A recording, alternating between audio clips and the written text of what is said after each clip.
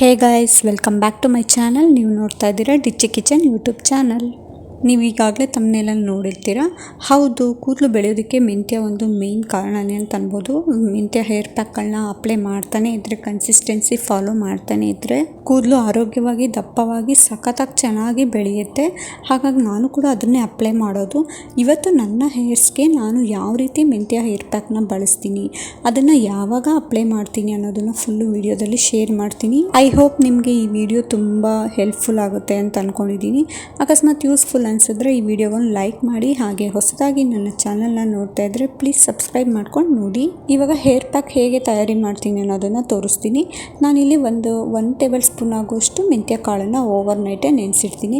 Actually ನಾನು spoon use ಮಾಡ್ತಾ ಇರೋದು ತುಂಬಾ ಚಿಕ್ಕದು, ಟೇಬಲ್ ಸ್ಪೂನು ಅಲ್ಲ, ಟೀ ಸ್ಪೂನು ಅಲ್ಲ, ಅದಕ್ಕಿಂತ ಚಿಕ್ಕದು ಬರುತ್ತಲ್ಲ ಅದನ್ನು ಯೂಸ್ ಮಾಡಿ ಆಟ ಆಡ್ತಾಯಿದ್ದೀನಿ. ಇಲ್ಲಿ ಮನೇಲೆಲ್ಲ ಬೈತಾಯಿದ್ರು. ಹಾಗಾಗಿ ಬೇಗನೆ ಹಾಕ್ಬಿಟ್ಟು ನೆನೆಸಿಟ್ಬಿಡೋಣ, ಸುಮ್ಮನೆ ಇನ್ನೊಂದು ಸ್ಪೂನ್ ತೊಗೊಳಕ್ಕೆ ಅದಕ್ಕೂ ಟೈಮ್ ವೇಸ್ಟ್ ಅಲ್ವಾ ಅಂತ ಅಂದ್ಬಿಟ್ಟು ಹಾಕ್ತಾಯಿದ್ದೀನಿ. ಸದ್ಯಕ್ಕೆ ನಾನು ಹಾಕಿರೋದು 1 ಟೇಬಲ್ ಸ್ಪೂನ್ ಆಗೋಷ್ಟು ಕ್ವಾಂಟಿಟಿ ಇದೆ. ಅದನ್ನು ಓವರ್ ನೈಟೇ ನೆನೆಸಿಟ್ಟಿದೆ, ಸ್ವಲ್ಪ ನೀರು ಹಾಕ್ಬಿಟ್ಟು. ಇವಾಗ ನೆನೆಸಿಟ್ಟಿರೋ ಮೆಂತ್ಯ ಕಾಳನ್ನು ನಾನು ನೀರು ಸಮೇತನೇ ಒಂದು ಮಿಕ್ಸಿ ಜಾರ್ಗೆ ಹಾಕ್ಕೊಳ್ತೀನಿ. ಏಕೆಂತಂದರೆ ನೀರು ಸ್ವಲ್ಪ ಬೇಕಾಗುತ್ತಲ್ಲ, ಇದೇ ನೀರನ್ನು ಬಳಸ್ಕೊಳ್ತೀನಿ. ಇವಾಗ ಇದಕ್ಕೆ 1 ಹಿಡಿ ಆಗೋಷ್ಟು ಈರುಳ್ಳಿ ಸಿಪ್ಪೆನ ಹಾಕೋತೀನಿ. ಜೊತೆಗೆ ಇವಾಗ ನಾನೊಂದು ಟ್ರಿಕ್ನ ಯೂಸ್ ಮಾಡ್ತಾಯಿದ್ದೀನಿ. ಸಾಮಾನ್ಯವಾಗಿ ಎಲ್ಲರ ಮನೆಯಲ್ಲೂ ತರಕಾರಿ ಬಳಸ್ತಾರೆ, ನಮ್ಮ ಮನೆಯಲ್ಲೂ ಕೂಡ ಹಾಗೆಯೇ. ನಾನು ತರಕಾರಿಗಳನ್ನ ಬಳಸಿದಾಗ ಇವಾಗ ಕ್ಯಾರೆಟು, ಬೀಟ್ರೋಟು ಅದು ಸಿಪ್ಪೆ ತೆಗೆದಾಗ ಅದನ್ನು ಬಿಸಾಕಕ್ಕೆ ಹೋಗಲ್ಲ. ಸಮ್ಟೈಮ್ಸ್ ಅದನ್ನು ಹೇರ್ ಪ್ಯಾಕ್ ಆಗಿ ಬಳಸ್ಬಿಡ್ತೀನಿ. ಹಾಗಾಗಿ ಈ ಮೆಂತ್ಯ ಹೇರ್ ಪ್ಯಾಕ್ಗೆ ಕ್ಯಾರೆಟ್ ಮತ್ತು ಬೀಟ್ರೋಟ್ ಸಿಪ್ಪೆನ ಹಾಕ್ತಾಯಿದ್ದೀನಿ. ಇವಾಗ ಇದನ್ನು ನೈಸಾಗಿ ಚಟ್ನಿ ಥರ ರುಬ್ಬಿಟ್ಕೊಂಡೆ. ಇವಾಗ ಹೇರ್ ಪ್ಯಾಕು ರೆಡಿ ಆಗಿರುತ್ತೆ. ಅದು ಕಲರ್ ಯಾಕೆ ಬಂದಿದೆ ಅಂತಂದರೆ ಬೀಟ್ರೋಟ್ ಸಿಪ್ಪೆ ಹಾಕಿದ್ನಲ್ಲ, ಹಾಗಾಗಿ ಕಲರ್ ಬಂದಿದೆ. ಹೇರ್ಗೆ ಏನು ಪ್ರಾಬ್ಲಮ್ ಆಗಲ್ಲ, ಹೇರ್ ತುಂಬ ಇದೇ ರೀತಿ ಕಲರ್ ಏನು ಬರೋದಿಲ್ಲ. ಇವಾಗ ಹೇರ್ ಪ್ಯಾಕ್ ರೆಡಿ ಆಗಿದೆ. ನನ್ನ ಹೇರ್ಗೆ ಹೇಗೆ ಅಪ್ಲೈ ಮಾಡ್ತೀನಿ ಅನ್ನೋದನ್ನು ತೋರಿಸ್ತೀನಿ. ತುಂಬಾ ಸಿಕ್ಕಾಗಿತ್ತು ನನ್ನ ಕೂದಲು, ಬಾಚೋ ತನಕ ಸ್ವಲ್ಪ 1-2 ನಿಮಿಷ ಲೇಟಾಗಿ ಆಗೋಯ್ತು. ಇವಾಗ ನಾನು ತಲೆ ಬುಡದಿಂದ ಹಿಡಿದು ಕೂದಲು ಲೆಂತ್ ಎಲ್ಲಿ ತನಕ ಇರುತ್ತೋ ಅಲ್ಲಿ ತನಕನೂ ನೀಟಾಗಿ ಅಪ್ಲೈ ಮಾಡ್ತೀನಿ. ಇದನ್ನು ಆಲ್ಮೋಸ್ಟು ಮೆಂತ್ಯ ಹೇರ್ ಪ್ಯಾಕು ಅಥವಾ ಯಾವುದೇ ಹೇರ್ ಪ್ಯಾಕ್ ಬಳಸಿದ್ರು ನಾನು ಯಾವುದೇ ರೀತಿ ಆಯಿಲ್ನ ಅಪ್ಲೈ ಮಾಡಿರಲ್ಲ, ಬರೀ ಹೇರ್ ಪ್ಯಾಕ್ ಮಾತ್ರ ಅಪ್ಲೈ ಮಾಡ್ತೀನಿ. ನಾನು ಇವಾಗ ಹಚ್ಕೊಳ್ತಾ ಇರೋ ಸಮಯ ಎಷ್ಟು ಅಂತಂದರೆ ಒಂದು 9:30 10 ಗಂಟೆ ಆಗಿದೆ. 10 ಗಂಟೆನೇ ಅಂತ ಅಂದ್ಕೊಳ್ಳಿ, 10 ಗಂಟೆ ಆಗಿದೆ. 1 ಅವರ್ ಬಿಡ್ತೀನಿ ಅಷ್ಟೇ. ನಾನು ಈ ರೀತಿ ಗಂಟು ಹಾಕ್ಬಿಟ್ಟು 1 ಅವರ್ ಬಿಡ್ತೀನಿ. ಇವಾಗ ಹೇರ್ ಪ್ಯಾಕ್ ಹಾಕಿದ್ದೆಲ್ಲ ಆಯಿತು.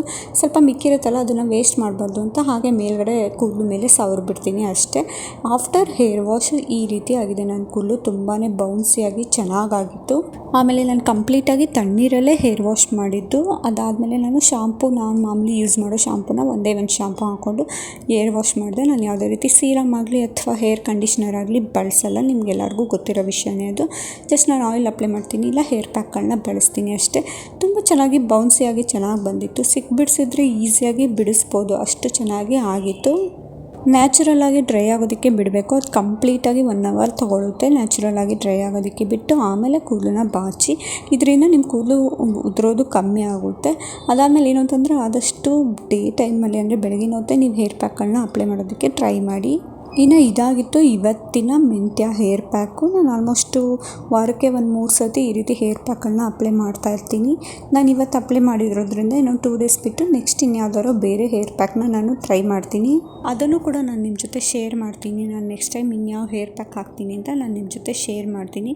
ಈ ವಿಡಿಯೋ ಪೂರ್ತಿಯಾಗಿ ನೋಡಿ. ಇನ್ ಕೇಸ್ ಏನಾದರೂ ಇಷ್ಟ ಆಗಿದರೆ ಪ್ಲೀಸ್ ಒಂದು ಲೈಕ್ ಮಾಡಿ. ಹಾಗೆ ನಿಮ್ಮ ಫ್ರೆಂಡ್ಸ್ ಆ್ಯಂಡ್ ಫ್ಯಾಮಿಲಿಗೆ ಶೇರ್ ಮಾಡಿ. ಹೊಸದಾಗಿ ನನ್ನ ಚಾನಲ್ನ ನೋಡ್ತಾ ಇದ್ದರೆ ಪ್ಲೀಸ್ ಸಬ್ಸ್ಕ್ರೈಬ್ ಮಾಡ್ಕೊಂಡು ನೋಡ್ತಾ ಇರಿ. ಹಾಗೆ ಇನ್ನಷ್ಟು ಹೊಸ ವೀಡಿಯೋಸ್ಗಳಿಗಾಗಿ ಹೀಗೆ ನನ್ನ ಚಾನಲ್ನ ನೋಡ್ತಾ ಇರಿ. ನಿಮಗೆ ಯಾವ ರೀತಿ ಹೇರ್ ಪ್ರಾಬ್ಲಮ್ ಇದೆ, ಇನ್ಯಾವ ರೀತಿ ಟಿಪ್ಸ್ಗಳು ಬೇಕು ಅನ್ನೋದನ್ನ ಕಮೆಂಟ್ ಮಾಡಿ. ನೆಕ್ಸ್ಟ್ ಟೈಮು ಶೇರ್ ಮಾಡ್ತೀನಿ. Thank you for watching.